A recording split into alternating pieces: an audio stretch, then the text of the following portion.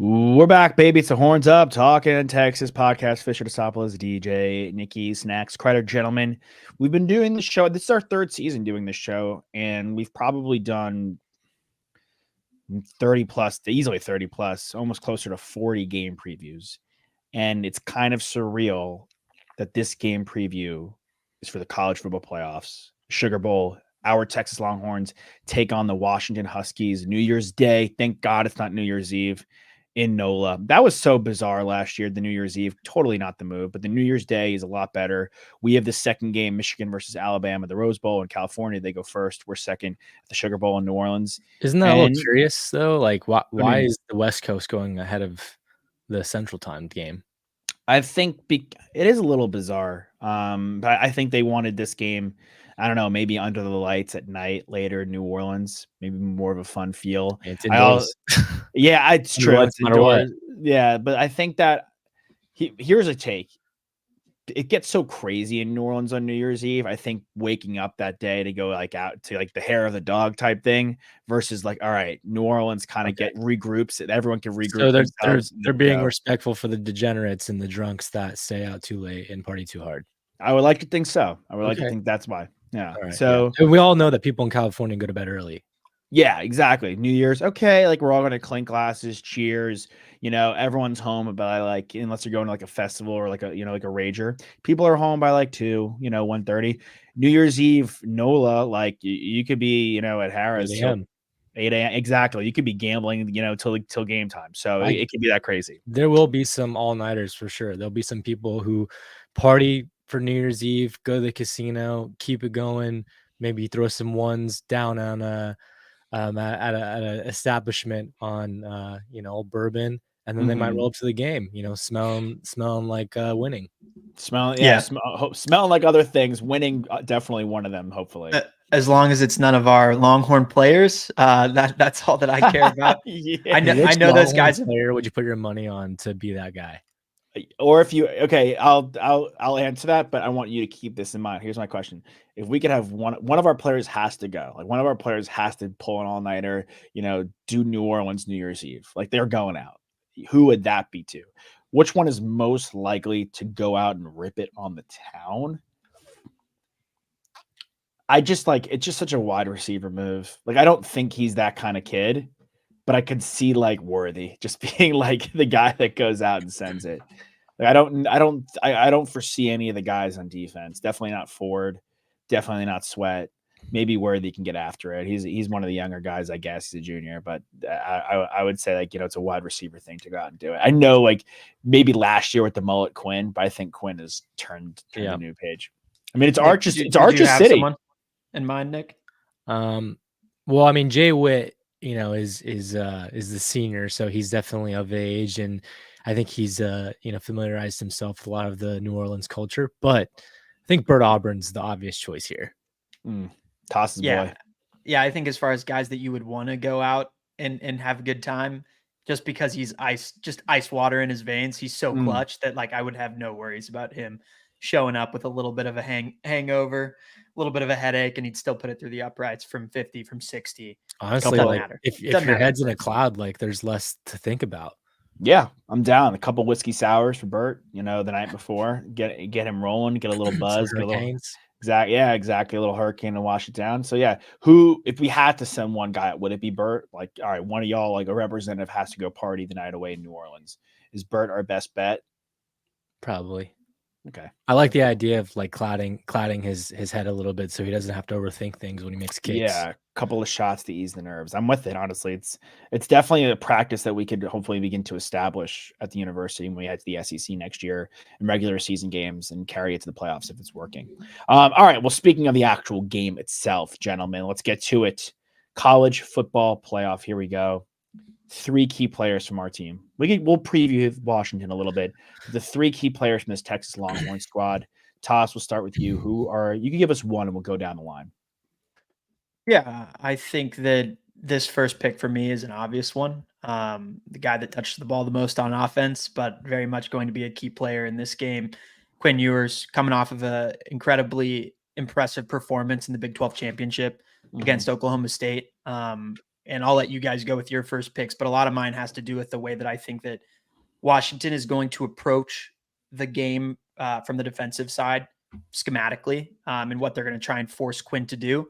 And I think that he's going to throw a lot this game. He's going to be forced to throw a lot, and he's going to be forced to throw a lot 20 yards and into the line of scrimmage. I think they're going to force him to throw short across the field and not let our playmakers beat them over the top deep. Obviously, X has a ton of speed. AD can, make good contested catches down the field and can beat guys with the speed. And then JT is obviously a matchup nightmare. Any linebacker that tries to cover him, he can blow past him if it's a streak, and beat you in multiple different ways. So yeah, Quinn, is going to have to take care of the football and going to have to, operate at that same 70% completion clip that he's been doing throughout the entire season. Even, he missed those 2 games, and Malik, he slotted in admirably and won those 2 games for us. But I think we know Quinn very, very well at this point, even though he hasn't played a complete season with the Texas Longhorns, and he's a streaky quarterback. Within games, there are times where, he throws errant balls, and can get out of rhythm and then quickly get back on rhythm. But I think this is going to have to be one of those games where he stays in rhythm and near perfect almost the entire way. Nice. Nick? Jalen Ford, the senior, came out and said in media day that, his heart told him he wanted to be a Longhorn and go win a national championship for returning for his senior season. He could have easily gone the NFL draft last year, maybe been a, 3rd, 4th round pick, maybe even 2nd. Some teams were high on him, and I still think he holds a lot of value.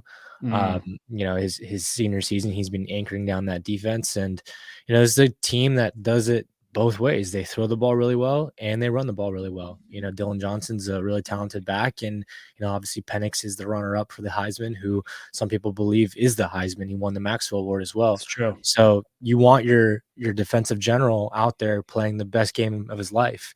And I think when you're focused in and you're locked in like that, I really don't see a lot of hurdles in front of him. He's decided to stay for his senior season, and this game means more to him than he's ever played in his life.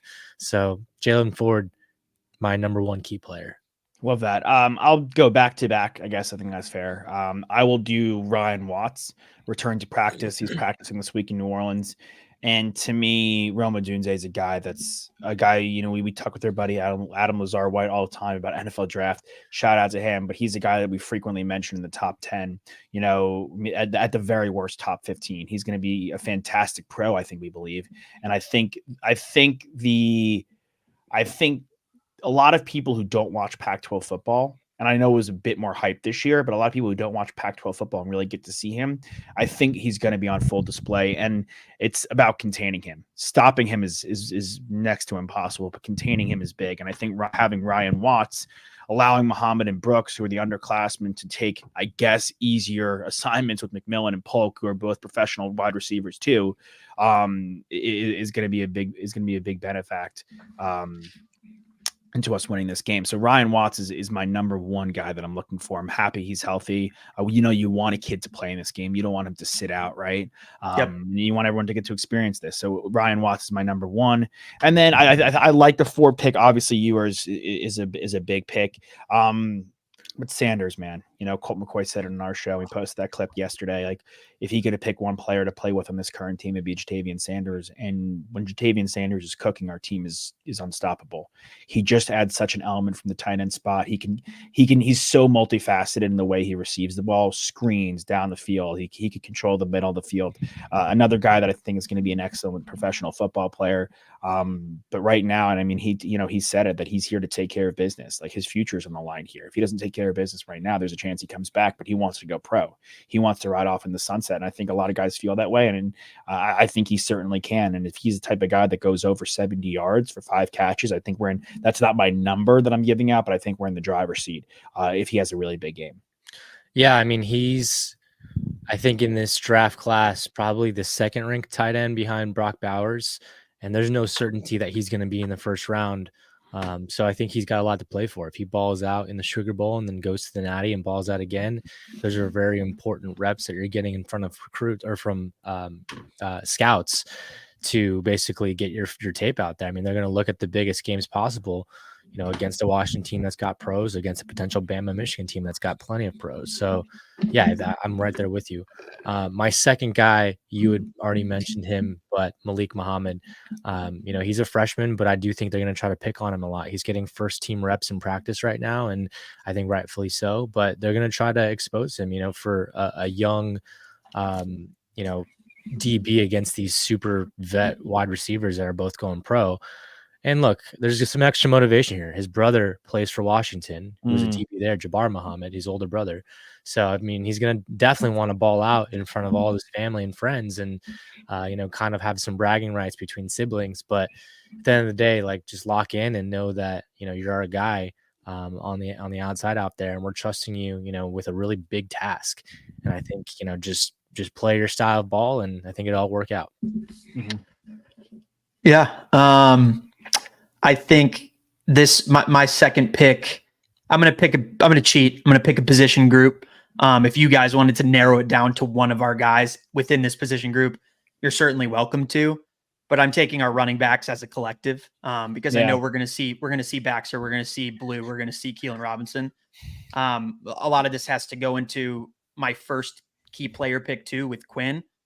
I think the Washington defense and their game plan is going to be, we are going to drop into shell coverage. We are going to limit the plays over the top, and we are going to force you to get 6-7 first downs in a drive and then convert in the red zone, because it's something the Texas Longhorns have not done an excellent job at throughout this season. It's been our Achilles heel that I've mentioned, at least from a statistical standpoint. When I've been looking at our team on third down, we are not great. We're not a great football team. We don't convert at the level that you should if you're a college football playoff team. And then when we get to the red zone, we are under 50% when you're talking about attempts in the red zone and converting those into touchdowns. And when you're playing a guy who's a Heisman finalist that you mentioned before, Nick, and Michael Penix, that guy is excellent at putting 6 points on the scoreboard every single time that offense gets the ball. So to me, the running back room and Quinn are going to have to be nearly perfect from an efficiency standpoint when we are driving the ball up the field. And unfortunately, we don't have Jonathan Brooks in this game, who is averaging over 6 yards per carry. The guy with the next most attempts on the team is Ced Baxter, and he has, I think, 4.5 yards per carry. So this is a big time prove it game for him. And obviously he's a young guy. He's a huge dude. He's massive for, his size as a freshman is, it's truly remarkable, and he's a freak athlete, but he's going to have to be effective on first and second down so that we're in front of the sticks and putting Quinn and the offense in a position to succeed. Where we're looking at 3rd and 4s or third and 2s, and we can just throw a quick little bubble, get Xavier or Whittington or whoever JT to convert on those first downs. So the running back room, I think, is going to be incredibly important. Now, we have an excellent offensive line. I trust all these guys. I think they're going to get it done, but they're going to be tested. And I think Washington is going to test them in that way. Yeah, agreed. You go, Josh, because I'm going to tie in my magic number with my player. Perfect. Do you want me to do my third one then real quick, Josh, before you do yours? Yeah. That's great. My third guy is, it's going to be Byron Murphy. And it's a guy you bastard. Is that yours as well? Yeah. Yeah. Maybe we have different reasons. I think you mentioned it already, Josh, and you talked about the Washington wide receiver room and how talented it is with Polk and McMillan and of course Roma Dunze. The only way you stop that is by getting to the quarterback. Mm-hmm. You can't rely on your defensive backfield to keep up with those guys the entire game, because it's not going to happen. You can't do that for 4 quarters. Eventually things will, gaps will occur and they will take advantage, and they're too talented. You have to get to the quarterback, and it starts, I think, winning in the positions where we have our best players, which is the interior defensive line. Sweat is in there to plug up those run gaps, to stop Dylan Johnson from being effective as he was the entire season against these other Pac-12 teams that they played.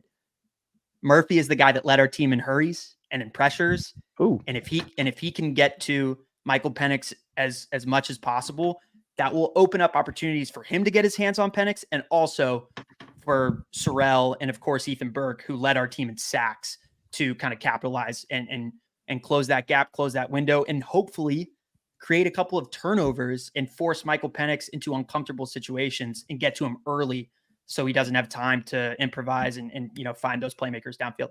Yeah, I mean, I'll talk a little Murphy and then I'll respond to your running back situation. I think on Murphy, he was the number one graded from a passing standpoint defensive lineman. Sweat was the number one overall graded PFF player on the defensive line, but that's including rushing and passing. Murphy's the number one if you just look at passing, and he has to show that this week, or this next week on Monday. He is such an integral part. He's another guy that can seriously raise his draft stock here with all the eyes on him on Monday. And Washington has a really strong offensive line, but if he can get there, and he could create some pressure, even get a sack or allow the other guys, the edge guys like Burke, Hill, to get in there and get a sack, and Barron Sorrell to get a sack, then that's going to be a game changer. Really controlling the field position, making it third and long, making Penix beat you, right? Yep. We know we're going to be able to take away the run game. Not that the run game is bad, because Dylan Johnson's a strong running back, and I watched him up close and personal against USC absolutely explode for 200+ yards, but that's not their strength, and that is our strength. We know that we're going to be able to get in there, and PK is going to take away the run. So they are going to be confident in their ability to beat the pass, but we have to make it third and long, second and long, really make it tough for them to manage. We allowed them to operate, in second and short and keep moving the ball and control the time possession and let Penix play his best football, which we've seen him at his best, but we've also seen him at his worst. He's not played beautiful football every single game. We're going to have a shot if we can really get some pressure. And the running back thing, I think you're right. It's good to group all these guys together. They've been playing excellent as a collective. Robinson, Baxter, and Ballou are a great running back room. It's a great group that's committed to being by the committee. And obviously, we've sung the praises of Tashard Choice throughout the entire season, and we love him as a coach for us. And I think it's kudos to him, to keep these guys their heads in it. Losing Brooks, losing our MVP, arguably maybe the best running back in the nation, and really not missing a beat. I know it was a bit harsh on them, but they put it back in my face. And all these guys, when it's time for them to step up, at least one, if not two of them step up. And if all three of them step up, we're going to be in an excellent spot. Nick, your third guy, and lead us into your key number for this one. Yeah, so I'm not going any offensive players here, because I think our offense is going to take care of business. We know what they're doing. At the end of the day, this Washington offense is very high octane, just like ours is. So we're going to really rely on our defense to make stops and create some pressure and make Penix feel uncomfortable. And that really just starts with Ethan Burke and Barron Sorrell.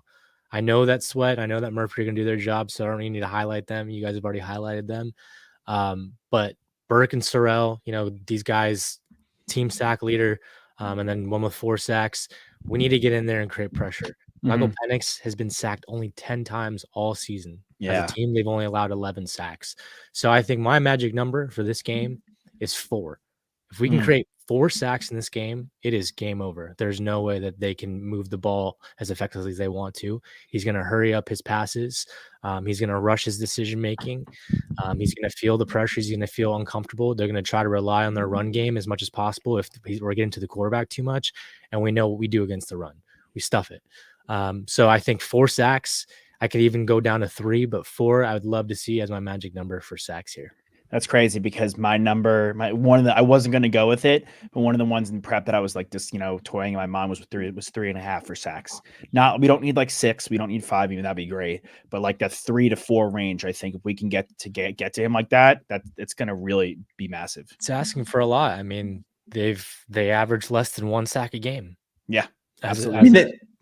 This was the offensive line that was given the Moore Trophy, which is the best collective offensive line unit in college football. So they're highly lauded, and for good reason, because of that 11 sacks that they've let up, for their quarterbacks, 10 to Penix, like you mentioned, Nick, like that. They're a really good unit, but our offensive line unit is really, really good too. And we were certainly in contention for that award as well. I mean, I still think that because of how good our defensive line is, and we had the Outland Trophy winner, collectively in the trenches, we have the advantage there, but we have to capitalize. Yeah, I'll say my number at 62.5. That's the over under right here. I'm not saying where I'm betting right now, but if that game goes under, I think we're in good shape. If we could keep this a low scoring game, I like our chances. That means we're running the football well, we're playing great defense. And if this, if the total is hovering in that, high 40s, early 50s range, I really love what we got going, because that means our defense is playing their brand of football and controlling this game for us, which is ultimately, I think, what we need.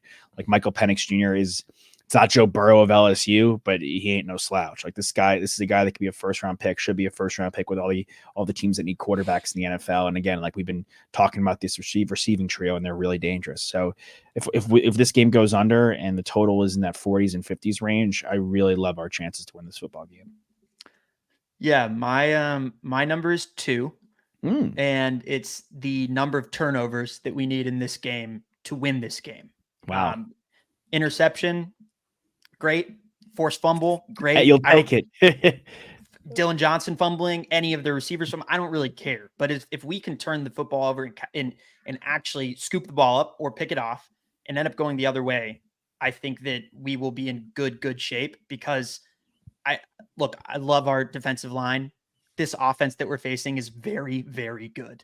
And they're going to score points. And Josh, I honestly think that you're 62.5. I think it's an impossibility. I think this game's going over no matter what. But I don't think that it necessarily means that we can't win this game because they're going to score too many points. But I certainly know that if they turn the ball over twice and we only turn the ball over once, or we don't turn the ball over at all, and we have a positive margin and turnover differential, we have more opportunities. Obviously, that's just simple math right there to score. And if we can capitalize and give ourselves more opportunities, I think we will end up winning this football game. And I'll say that, Nick, I loved your point about you're not worried about our offense. And my own counter to my initial pick of why I picked Quinn as an impact player. And if they try and drop the shell coverage like I'm talking about, our receivers and our tight end and our running backs and our offensive line are so good at blocking that if you give our guys 5 yards of space, they will take it to the house. It doesn't matter. Like, you can't stop our offense from getting those big hit plays because we're so highly efficient with our playmakers with the ball in their hands. So we're going to score points. I have no doubt about that. So if we can just get a couple of turnovers, I like our chances a lot. And not to mention, I still think as good as we were in the Big 12, we still have more to prove. And we still want to make a statement to the rest of college football that we are not only in this game, but we are here, and we are here to stay. And obviously, there's ties to Sark and Washington. You already mentioned the sibling rivalry. Like, Quinn still has more to prove, I think, to the national audience as far as how seriously he needs to be taken as one of the best quarterbacks in college football and as a potential pro. And I don't think this is the type of game where we're comfortable with winning and holding on to a lead and playing this close and playing a low scoring game. I think we want to throttle them. Like, if we can be in that position, beat them bad. I think I agree with you there. And look, if the only thing they lead us in from a number standpoint is they pass more than us, they lead us in passing yards. Other than that, we lead them in pretty much everything.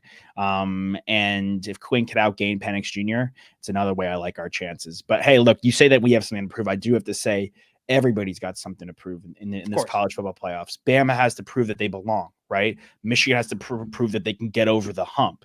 Washington has to prove that the Pac-12 is a serious one, that they're gone, but that they're a real serious program, that they belong in the blue blood conversation. I think everyone has something to prove here. So which ultimately should make it exciting and very competitive. Nick, the line is 4, the spread, the over under now is 63.5. I was mistaken. So if we go under that, great. So 63.5 is the over under. The spread is 4, I believe I'm seeing it. Like, places have it at 4.5, but we'll lock it in at 4. Yeah, I mean, obviously we're taking the Horns to cover 4 points. I mean, I don't think anyone's gonna go against that. Score prediction for me would be the Horns 34. Okay. Washington 17. Wow. That's a beatdown. That means they got nothing going. They have some good defensive players. I got to give Trice a shout out their edge. So I think I thought you were going to go with the crazy 40 there. So I respect the 34. 34-17. I like that. Toss. So that would be under as well. Hey, if we win, we win. That's all I really care about. If Arizona State can hold them to 15 points, so can we. I like that. I like that a lot. Yeah, I do too. I have the opposite end of the spectrum here. I have the Washington Huskies scoring 31 points, and I have the Texas Longhorns scoring 48 points. Wow. And going way over and covering by a mile. I think this is going to be a barn burner. I think we're in for a very exciting day of football on Monday, and I think it's going to be finished by a fantastic performance by the Texas Longhorns offense. I love that. I think this is a situation similar to, unfortunately, the like K-State, Houston, like TCU games. I think we take a good lead, and I think they come back and battle us and take us to the brink.